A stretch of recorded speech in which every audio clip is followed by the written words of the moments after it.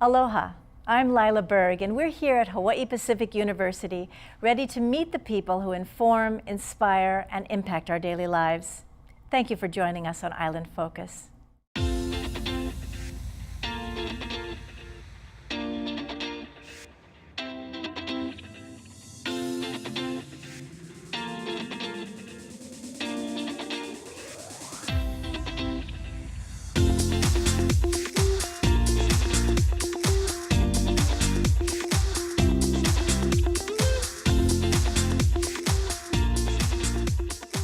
So we're in the sports arena now. It's actually the esports arena. Esports arena. Tell me a little bit more about that, what that means. All right, so esports consists of competitive gaming.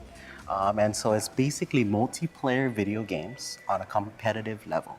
And it's also leading the charge for the next generation to really come up and, to grow in the technology field, right?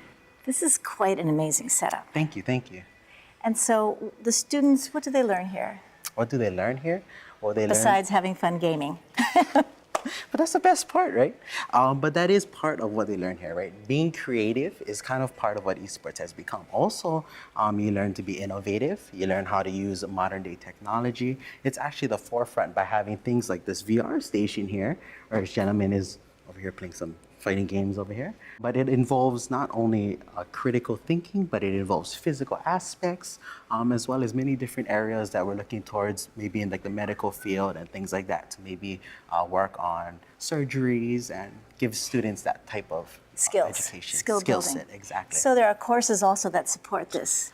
There will be, yes. Wonderful. So this was actually our first semester we opened up. We opened up on February 21st. And you have heroes up here. Oh, yes. So this is our team that we actually have already here. They're competing in the University League of Legends. First in the state, right? Yes, ma'am. This is the first arena in the entire state of Hawaii. Well, thank you so much for sharing this No amazing problem. space. It's very unusual. Oh, thank you.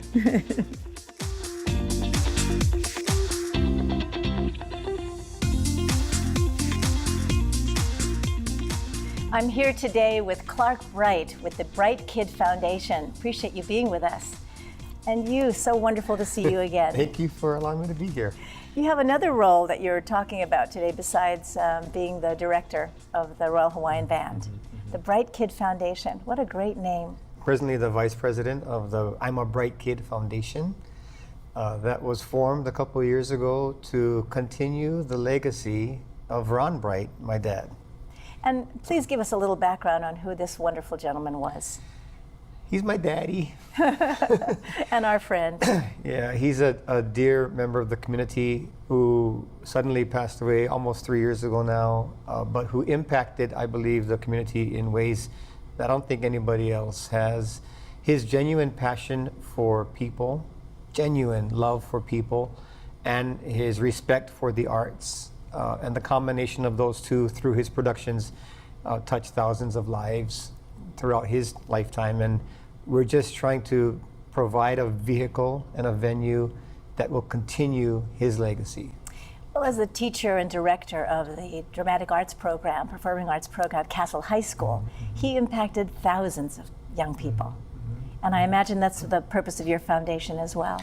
We certainly don't need to do anything else, but it was really through the vision of a former student, Lagaya Stice, at our celebration of life services for him, where literally thousands of people came back to pay respect to this man that had done so much for so many.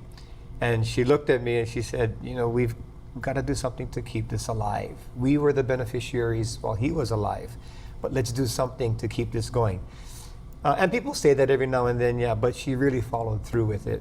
And as the executive director of the foundation, she got people together, and we've done musicals, we've given out scholarships as well, all to keep education and the arts alive. So explain just a little bit more how the foundation works, and if anyone viewing would want to have a scholarship, what would be the purpose? So we give out scholarships every year to students who apply. It's in both the educational field, if you are interested in education, if you are an artist and you want to pursue that field as well. They can just go online to our foundation and apply for a scholarship. We've given out 2 scholarships this year already, so this would be for next year. That's one vehicle that we use. And we also do a summer musical theater program for youth, where it's workshop intensive. We bring in guest performers, guest artists to share. We run them through some technical aspects of theater. We build confidence in them. And then we also work on a production, a show for these youth. This is just a sign up. It's a first come, first serve sign up. We don't audition them as of yet. And they have an opportunity to again learn what may have been taught by this amazing man for his whole life. You know what I appreciate so much, not only about Ron Bright, your father, and you and your commitment, and also this foundation, is that it gives credibility to the arts as a professional field, and that there's so many different aspects. I imagine that's what you focus on as well.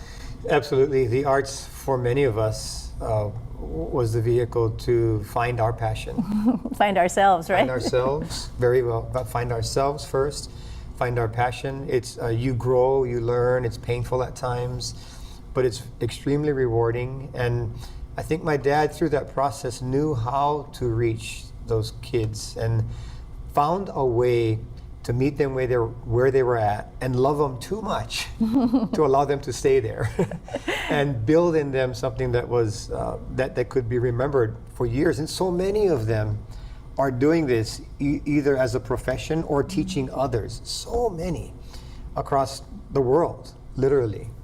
Well, and as we bring closure to our conversation right now, I would like to suggest that they're not only professionally sharing their love that your father shared with them, but also they're going into the world as a bright light, as you are. Oh, as a bright light. Being a bright kid. I really appreciate that. There are bright kids all over the world, and we still continue to do shows, main stage theater productions. We did The King and I. We're doing The Wiz coming up to feature a song that he made a part of his everyday activity called Believe in Yourself, and that's his mantra. So we're trying to do whatever we can to keep this going and keep his legacy alive in people across Hawaii. Thank you for being with us. Appreciate it. Thank you, Lyla. Thank you. We've had the pleasure of chatting with Clarke Bright, who is with the Bright Kid Foundation here in Hawaii. Appreciate you being with us.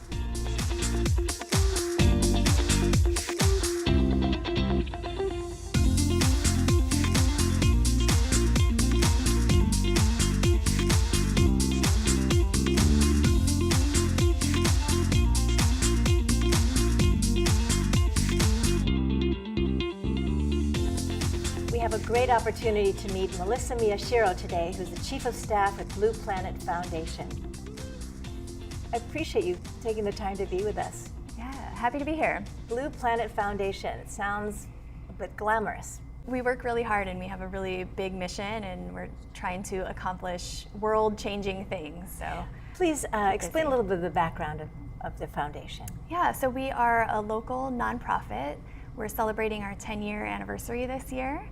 And we are all about ending the use of fossil fuels starting in Hawaii. And my recollection of when it was founded by Hank Rogers is that Blue Planet actually referred to Hawaii being in the center of the blue planet. Yeah, exactly. So if you zoom out into space and look at the Earth with Hawaii at the epicenter of that, you see a blue planet. So we're a tiny island chain surrounded by the ocean. It really, speaks to our place in the world and what we can offer and what we have to lose also. So share a little bit about what the foundation does and your message. Yeah, so we are primarily a mission-driven advocacy and community group. So we do a lot of work at the Legislature and Public Utilities Commission, helping leaders and decision makers adopt smart energy policies. And then we also have an arm of our organization that does community outreach. So we're in schools, educating youth and trying to empower them to create the solutions of the future. So solutions for the future regarding water and energy, what does that mean in lay terms? Hawaii is the biggest consumer of oil of any state in the country. So we rely on imported fossil fuels for about 80% of our energy needs. And that's not only money going out of the state, so we spend about $5 billion every year importing fossil fuels. that activity is also wreaking havoc on our climate. How might the average person mitigate, or interrupt that use of fossil fuels? There's a variety of things. The kind of first top of mind thing is energy efficiency. So that's something that's often overlooked when we're talking about clean energy, and a lot of folks associate that with solar panels and electric cars, and those are definitely big pieces of that puzzle. But also energy efficiency, so how much energy our devices in our home are using, and how much energy we consume on a daily basis can, that really adds up. So that makes a lot of sense. What can I do at home that would reduce the energy that I use? A lot of little things. Besides really turning off the lights. Yeah, turning off the lights or switching your lights. So a lot of homes still have incandescent bulbs, but now LEDs are very economical and can really reduce a home's energy consumption, and also save money for residents, can help them save money on their electricity bill. But even things like taking shorter showers. So heating water actually uses quite a bit of energy. Or putting a timer on the water heater, perhaps. Yeah, a timer on the water heater, dishwasher, taking shorter showers. And unplugging appliances when we're not home. Exactly, or getting a smart power strip, because it's often, a lot of times things are hidden behind a wall or something, so you're not going to be climbing back there to unplug things on a daily basis, but you can get a smart power strip that you can power that down, and that will power down specific devices that you're not using on a regular basis. Well, we're really grateful for all those ideas, and I'm sure that we can go to your website and find out even other ways in which we can individually participate. Yeah, exactly, and it's really, all of us are in this together as a community, as a state. So all of those little actions really do make a difference in the big scheme of things. Great. Well, thank you so much for sharing your ideas and the work that you're doing. Yeah. You've just met Melissa Miyashiro, who is the Chief of Staff for Blue Planet Foundation. Thanks for tuning in.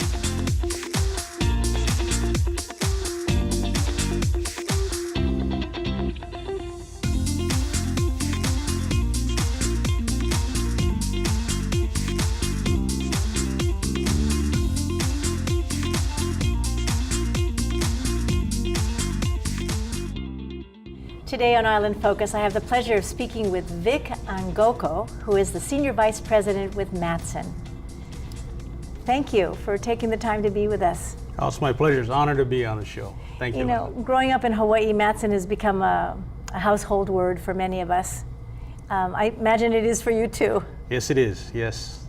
Matson's been around, this year's 136 years, and serving the islands has been Matson's purpose for many years, and this is where we focus our work here in the Pacific, and focusing on servicing islands, which really depend on shipping to provide the goods that we need each and every day. Well, and I think, with the conversations on climate change or changing weather patterns, and our dependency or reliance on our products coming in by ship, there's some concern, that Matson is going to be as secure as we need it to be. But judging from my conversation with you earlier, I think we have nothing to worry about. Yes, Lyla. I think being around 136 years and then continuing to plan ahead, to plan and look forward. We take it as a responsibility, right? Our responsibility is to ensure that the economy runs and there's no disruption in any type of service. So over the next couple of years, be exciting for us at Matson as well as the community, because we're spending almost $1 billion in ships and cranes and equipment coming into Sand Island, and that will continue to ensure that Matson is able to provide service not only to the state of Hawaii, but also to the Micronesia, Guam, and North and South Pacific Islands, which we also serve through this hub here at Sand Island. So the base is Sand Island. The base is Sand Island. This is our largest terminal and our busiest terminal where all our ships come through. Is it possible for people who are interested to come and see your operations? we do some tours. We offer it to groups. It's a little bit of a challenge now because of tighter security, but there are ways to do it in certain sizes that we try to offer that just so that we can give people an understanding of what Matson does, right? And what it takes to make sure that rice or Spam or Toilet paper is on the shelf when you need it. What do you enjoy most about your job? The challenges that come about. I entered this business 28 years ago, and transportation, there's just never a dull moment. You're always trying to figure out a move for a project or a customer that's out of the ordinary, out of the norm, and especially when you're getting into remote islands or how you figure that out and work with the customer, but also just to know that the community is served. And being originally from Guam, you have a deep understanding of our neighboring islands beyond the Big Island or Kauai. Yes. The challenges and also bringing people together there. The last thing I want to do is go back and visit Guam and your relatives. my mom says, "Hey, how come I couldn't get what I need Yeah. because there was a disruption in service?" So we take that. All the employees at Matson, we take that seriously. What our role is, and ensure that things move like clockwork. Things do happen, but everybody's on board to make sure that we get back on track so that there is little to no disruption. Yes, well, I appreciate you being with us, and half a day. Half a day. I appreciate it. Thank you very much for the opportunity. Thank you. We've shared a little time with Vic Angoko, who is a Senior Vice President with Matson Navigation Company.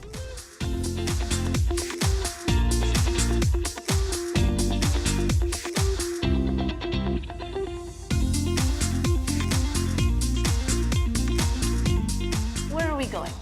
We are on the second floor of Aloha Tower Marketplace. We call it our waterfront lofts residential community. We have 360 residents that will live here in the fall semester. Wow. Every unit has at least 4 students living in the apartment, and so students get to really be in community here. So 4 students together. Do they have a kitchenette area? It's a kitchenette. They share a bathroom, a common space in the living room as well. And what's beautiful about being here at Aloha Tower Marketplace is that it's a living, learning community. And here we are in the room. We are. A loft as well. Yes, it's a 2-bedroom unit, 1 bathroom. Again, this is our living space. And students get to bring in their own dishes and cookware and learn those skill sets. Thank you so much. You're welcome.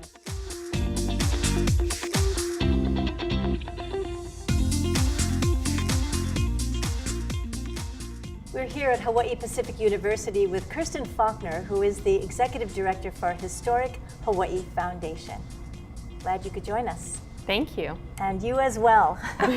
Thank you. It's been such a long time, and this is a new space for you, isn't it? You know, HPU is new, but the Aloha Tower and the piers here and just the connection between the waterfront and Chinatown and downtown is a very historic location. It's wonderful that we're able to be here today. And so how does this tie in with the Historic Hawaii Foundation? So Historic Hawaii Foundation works statewide, but we help people save historic places.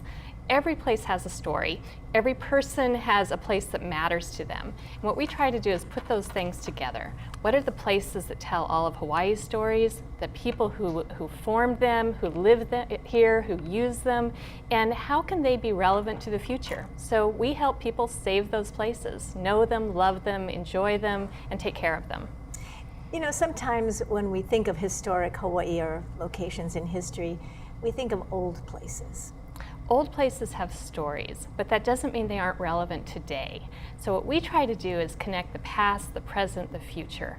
What are these places? What did they mean to the people who settled here? How were they used? How did they shape our communities? What are the lessons from the past that we can learn today? How are they still relevant as we go forward? How can we make that understandable, I guess, for our younger generation? People take care of places they know. They love places that they know. So it's important to identify stories and histories and connect people to those sites so that they have a deeper understanding, a deeper appreciation, and eventually a sense of responsibility of kuleana, that they will then take care of it going forward. So how does the foundation work with people relative to present locations? Yeah. So we do it in a couple of different ways. One is just to let people know what's out there.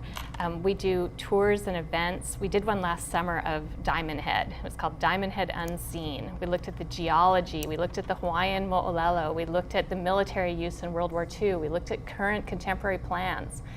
This summer we're going to be doing a tour of Waialae Avenue in Kaimuki, so people can learn about the business and the history of Kaimuki. So, you know, connecting people to sites. We do educational activities like lectures and classes and seminars. One that was really popular that we're actually going to repeat because people loved it so much was submerged cultural resources, shipwrecks and plane wrecks and what's under the ocean. So having an underwater archaeologist come and tell us the stories of what's down there. So those are exciting ways. But the other thing is people can get involved in campaigns to save a place. One interesting one we just finished, or is still ongoing actually, is the Lihui Post Office on Kauai. The Postal Service announced that they were going to sell the historic building, and the community rallied and said, wait a minute, this is important to us, it's important to our history, it's important to our place. So they engaged in a campaign to tell the post office not to do that they wanted to save their historic post office. And this campaign included mailing coconuts to the post office in California to say, save our historic post office. So these are ways that people get creative. They come together as a community. They start to say, these places are important to us. Let's take care of them and let's fight for them when necessary. So does the foundation have volunteers that help sculpt, I guess, these campaigns? We sure do. And that one in particular involved probably 150 people on the island of Kauai. So they were going door to door with postcards that people would sign, and the process of cleaning the coconuts, because of course they have to be inspected by ag before you can mail them, and you know, just steps like that, as well as turning out to community meetings and being present, being active. Some people can't devote that kind of time, so they can also do other things. You know, maybe it's just signing an online petition or participating in an event. So there's lots of ways to get involved. Well, I want to thank you for your time and for showing us that we can let the past also lead the present and the future. Thank you so much. Yeah, thanks, Kristen. Thanks. So we've been meeting Kristen Faulkner, who is the Executive Director for Historic Hawaii Foundation. Thank you for being with us.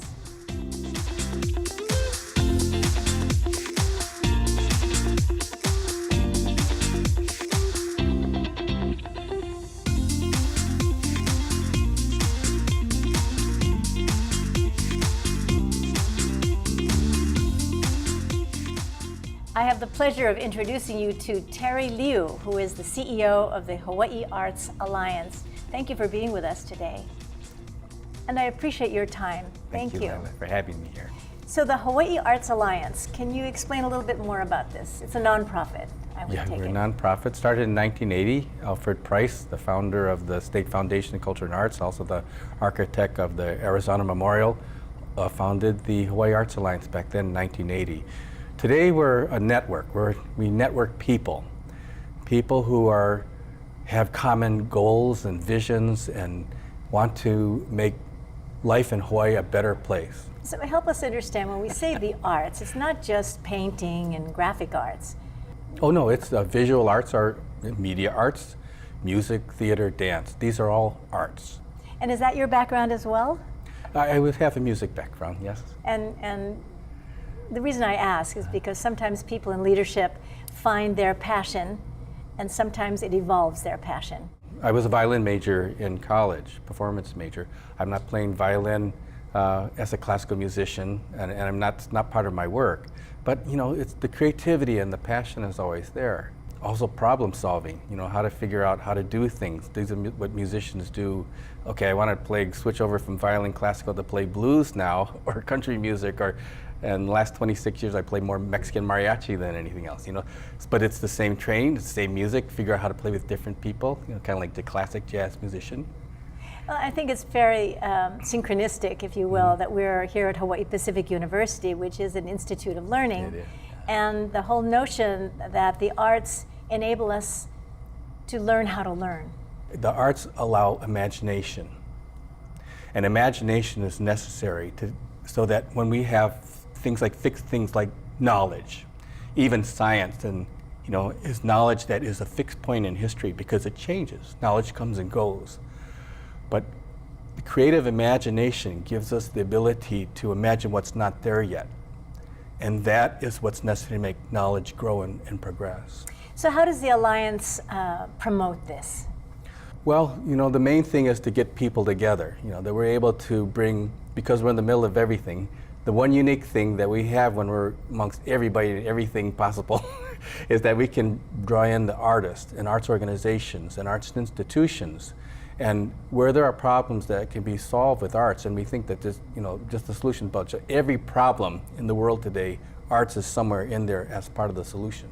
So does the Alliance do in-service training with teachers? Or are you in schools? I know. Okay, for education, for example, there's a need to have, in education today, to have teachers and students be able to communicate with one another better. So, for instance, the Turnaround Arts program, a national program, Turnaround Arts, Hawaii is in 3 schools. There are 2 of that in Waianae and 1 is in Klihikai. The idea is that the principals, the teachers, everyone works together with the students to find a new way of communicating through the way that artists do. Observe things, reflect, express, and create. But at the same time, it gives the teachers and students a new way to talk to each other. So if you go to these schools like Kamaile Public Charter School or Klihikai, you'll be amazed at the way that the students talk to each other and the way they work in groups. You break them up in groups and they collaborate. And the way the teachers and the students talk to one another using dramatic techniques or visual thinking strategies. And this is a project from the Alliance. Yeah, that's one of the things that we are doing pretty much on our own with the Department of Education. We have to raise all the funds for it and everything, and we have an excellent Turnaround Arts, the local person who's been on our staff for a very long time in art education, Leah Singh. And she goes to these schools and works with them so that the hard process of making a principal and teachers decide they're going to change the way they teach. And integrate the arts. To integrate the arts. And as you know, as having been an educator yourself, changing the way that you teach it's a tremendous thing to ask a teacher to do that. But when they're willing to and they try these techniques and they work, suddenly the whole atmosphere and the culture of the school changes. Well, thank you very much for sharing those ideas, and I'm sure the audience will check your website to find out a little bit more information. Thank you. We've just met Ted Liu, who is the CEO of the Hawaii Arts Alliance.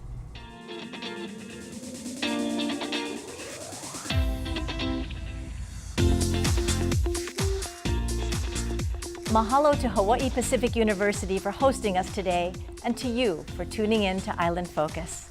I'm Lyla Berg. Aloha and malama pono. Take care of each other. See you soon.